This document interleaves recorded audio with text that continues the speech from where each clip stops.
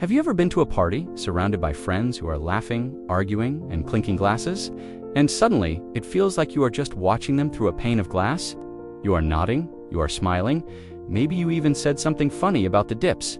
But you are acutely aware that if you quietly slipped out the back door right now, the party would continue, completely uninterrupted, without anyone ever noticing you were gone. This isn't a lecture about social anxiety. This is something far colder. This is the silent, internal agony of the people who feel like background characters in their own lives. From the outside, your life looks like the absolute blueprint of success. You are the dependable employee, the low-maintenance partner, the reliable friend. You do your tasks perfectly. You follow every rule. You blend in seamlessly. But on the inside, you are just a ghost haunting your own reality. You are convinced that everyone else got the main script for life, full of adventures, struggles, and massive victories. But you were only given 3 lines and told to get out of the way when the action starts. If you live in this state, you have normalized the feeling of being invisible, even when you are standing center stage. This feeling has a very specific, quiet cost that you pay every single day. The golden rule of your life has become a dangerous trade-off. I will cause 0 problems, and in return, I will receive the basic safety of not being noticed. But the moment you agree to take up 0 space, you stop actually existing. You are treating your entire adult life like a conditional performance review. And because you are so focused on compliance, you can't actually connect. Let's look closely at the math of that lifestyle.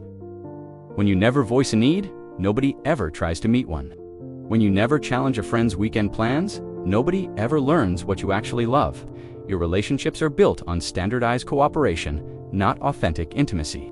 And the most heartbreaking part of this condition is the deep double standard you apply to your own existence. You genuinely love seeing your friends have their moments in the spotlight. When they launch a new business, you are the first person to celebrate. When they fall in love, you listen to them ramble on about it for hours, genuinely thrilled for them. You genuinely believe it is a beautiful human act for others to have dreams, flaws, and epic wins. Yet, when it comes to you, having a desire, making a mistake, or just wanting to be seen feels like a toxic crime. You feel ashamed when you want the group to try your favorite restaurant, or when you wish someone would ask about your day first. Your brain automatically labels your basic needs as a boring, self-centered inconvenience. Why is everyone else a fascinating protagonist, but you are just an extra, filling in a scene? Where did you learn that you are only allowed to exist as long as you are useful, helpful, and silent?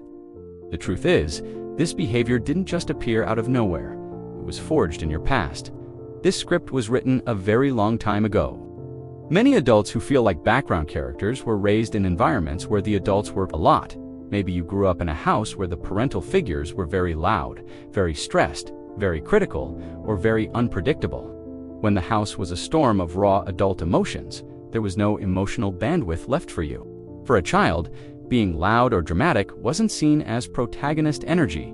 It was seen as another problem to fix. So your sharp young brain picked up a necessary survival program. You learned that being quiet, compliant, and essential was the only way to earn validation. You learned how to anticipate everyone's needs, manage the mood in the room, and become the perfect, silent support staff.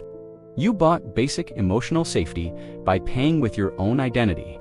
The tragedy is that you are an adult now, and you are still running that 20-year-old defensive survival script. You are still performing for approval in relationships where the conditional review ended years ago. You are still waiting for a distant director to call action on your life, but nobody is coming. Nobody in this entire world is scheduled to arrive at your door and magically announce that it is your turn to give the main speech. You are already in the scene. The cameras are already rolling.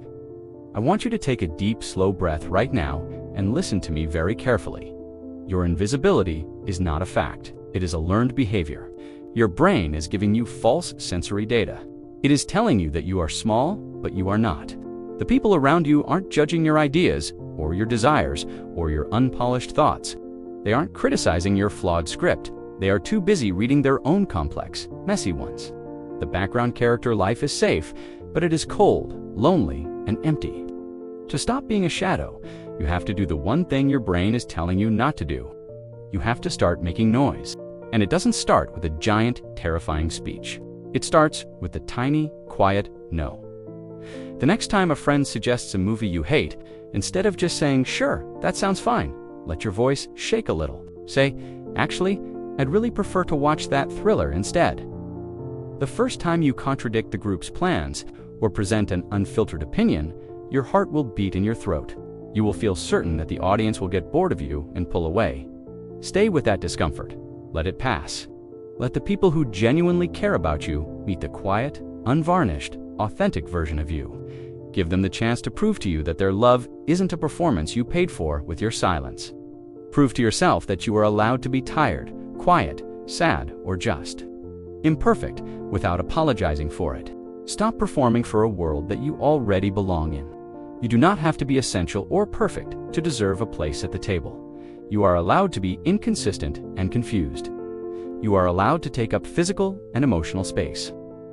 The background is not your mandatory role. It is just a comfortable prison you got used to. The script isn't locked. The final scene hasn't been written.